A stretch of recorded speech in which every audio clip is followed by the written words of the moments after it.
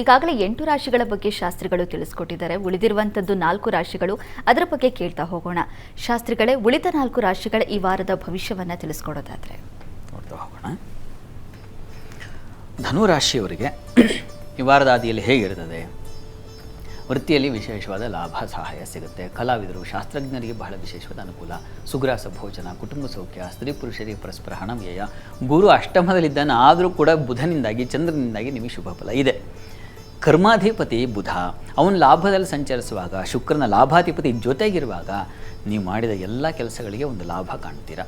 ಅದರಲ್ಲೂ ವಸ್ತ್ರಾಭರಣ ವ್ಯಾಪಾರಿಗಳು, ಅಲಂಕಾರ ಕ್ಷೇತ್ರಗಳಲ್ಲಿ ಇರ್ತಕ್ಕಂಥವರು, ಸಂಗೀತಜ್ಞರು, ಶಾಸ್ತ್ರಜ್ಞರು, ಬುಧ ಶುಕ್ರ ಇವರೇ ಈ ಎಲ್ಲ ರಂಗಗಳಿಗೆ ಮನಸ್ಸಿಗೆ ಯಾವುದು ಹಿತವನ್ನು ಉಂಟು ಮಾಡುತ್ತೋ ಅಂತಹ ಕ್ಷೇತ್ರಗಳಲ್ಲಿ ವಿಶೇಷವಾದ ಲಾಭ ಬರುತ್ತೆ, ಅನುಕೂಲ ಉಂಟಾಗುತ್ತೆ, ಹೊಸ ಅವಕಾಶಗಳು ಸಿಗುತ್ತೆ, ಮಾನ್ಯತೆ ಸಿಗುತ್ತೆ, ಸ್ಥಾನಮಾನವು ಸಿಗುತ್ತೆ. ಈ ರೀತಿಯ ಶುಭ ಫಲವನ್ನು ಕಾಣಬಹುದು.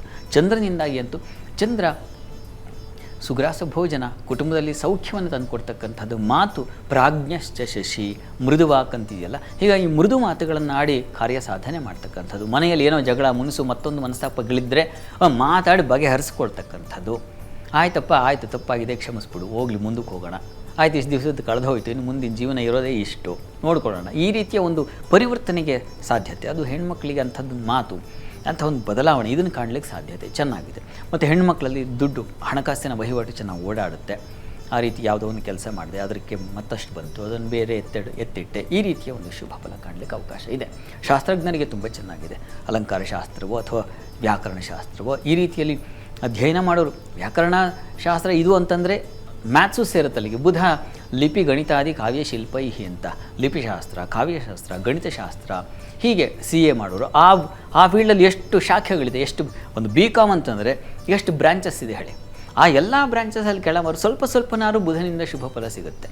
ಶುಕ್ರ ಅಂದ ಕೂಡಲೇ ಒಂದು ಕಲೆ ಅಂದರೆ ಕಲೆಯಲ್ಲಿ ಎಷ್ಟು ಲಕ್ಷ ಶಾಖೆಗಳಿದಾವ್ರಿ, ಅಷ್ಟವರು ಸ್ವಲ್ಪ ಮಟ್ಟಿಗೆ ಒಂದು ಶುಕ್ರ ಬುಧರ ಯುತಿಯಿಂದಾಗಿ ಇಷ್ಟರ ಮಟ್ಟಿಗೆ ಒಂದು ಸಣ್ಣ ಸಾಸಿವೆ ಕಾಳು ಲಾಭ ಹೋದರೂ ಖಂಡಿತ ಇದೆ.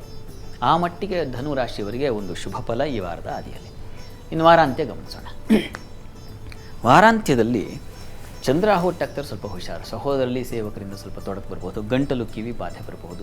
ಜಿಪುಣತನ, ಆಲಸ್ಯದ ಹಾವಳಿ, ಇವುಗಳ ಹಾವಳಿ ಬಂದುಬಿಟ್ರೆ ವ್ಯಕ್ತಿತ್ವವೇ ಹಾಳಬಹುದು. ನೋಡಿ, ಪ್ರಾರಂಭದಲ್ಲಿ ಹೇಳಿದೆ ನಾನು, ಅಷ್ಟೆಲ್ಲ ಸಾಸಿವೆ ಕಾಳಷ್ಟು ಅದು ತೊಗೋಬೇಕು ಅಂತಂದರೆ ಇಲ್ಲಿ ಬಂದು ಮತ್ತು ಅದು ಇಲ್ಲದೆ ಹಾಗೆ ಮಾಡಿಬಿಡೋ ಸಾಧ್ಯತೆ ಇರುತ್ತೆ. ಸಣ್ಣ ಪ್ರಮಾಣದಲ್ಲಿ ಆತಂಕ ಬೇಡ. ಸ್ವಲ್ಪ ಆರೋಗ್ಯ ವ್ಯತ್ಯಾಸ ಆಗಬಹುದು, ಥ್ರೋಟ್ ಇನ್ಫೆಕ್ಷನ್ ಆಗಬಹುದು, ಕಿವಿ ಸಮಸ್ಯೆಗಳು ಬರ್ಬೋದು. ಸ್ವಲ್ಪ ಹುಷಾರು ಗಮನಿಸಿ ಈ ವಿಚಾರಗಳಲ್ಲಿ. ಕೆಲಸ ಕಾರ್ಯಗಳೆಲ್ಲ ತುಂಬ ಚೆನ್ನಾಗಿದೆ, ಆತಂಕ ಬೇಡ. ಮುಖ್ಯವಾಗಿ ನಾವು ಹೆಚ್ಚು ನಮ್ಮ ಬದುಕನ್ನು ಕಳೆಯುವುದು ಕೆಲಸ ಸ್ಥಳದಲ್ಲಿ. ಅಲ್ಲಿ ತುಂಬ ಶುಭ ಫಲವಾಗಿದೆ. ಅಲ್ಲಿ ಒಳ್ಳೆಯ ಲಾಭ ಅಂತಂದರೆ ಒಳ್ಳೆಯ ಮಾರ್ಗದರ್ಶನ ಸಿಗ್ತಕ್ಕಂತಹ ಸ್ಥಳವೂ ಹೌದು. ಹಿರಿಯರಿಂದ ಒಳ್ಳೆಯ ಮಾರ್ಗದರ್ಶನ, ಬುದ್ಧಿವಂತರಿಂದ ಯಾರ್ಯಾರೋ ಸಲಹೆ ಕೊಡ್ತಾರಾ, ಹೌದು, ಬುದ್ಧಿವಂತರ ಸಲಹೆ ಕೊಟ್ಟಿದ್ದಾರಾ, ಅದು ಬಹಳ ಮುಖ್ಯವಾಗುತ್ತೆ. ಆ ರೀತಿಯ ಒಂದು ಶುಭ, ನೀವು ಯಾವ ಫೀಲ್ಡಲ್ಲಿ ಕೆಲಸ ಮಾಡ್ತಾ ಇದ್ದೀರೋ ಅಲ್ಲಿ ಯಾರು ಶ್ರೇಷ್ಠರು ಅವರಿಂದ ಸಲಹೆ ಸಿಗ್ತಕ್ಕಂಥದ್ದು, ಆ ರೀತಿಯ ಶುಭ ಫಲ ಇದೆ, ಚೆನ್ನಾಗಿದೆ. ಇನ್ನು ಇದಕ್ಕೆ ಪರಿಹಾರ ಏನಪ್ಪ ಧನುರಾಶಿಯವರಿಗೆ? ಸುಬ್ರಹ್ಮಣ್ಯ ಸನ್ನಿಧಾನದಲ್ಲೇ ನೀವು ಅಭಿಷೇಕ ಮಾಡಿಸಿ, ತುಂಬ ಅನುಕೂಲ ಆಗುತ್ತೆ. ವೇದಲ್ಲಿರ್ತಕ್ಕಂಥ ಲಾಭಾಧಿಪತಿ ಶುಕ್ರ ವ್ಯಯಕ್ಕೆ ಬರ್ತಾನೆ, ಕುಜನ ಜೊತೆಗೆ ಸಂಚಾರ, ಹೀಗಾಗಿ ಒಂದು ಸ್ವಲ್ಪ ನಷ್ಟವೂ ಇದೆ.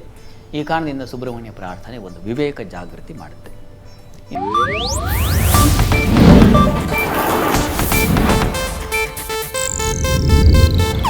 ಇದು ಏಷ್ಯಾನೆಟ್ ನ್ಯೂಸ್ ನೆಟ್ವರ್ಕ್ ಪ್ರಸ್ತುತಿ.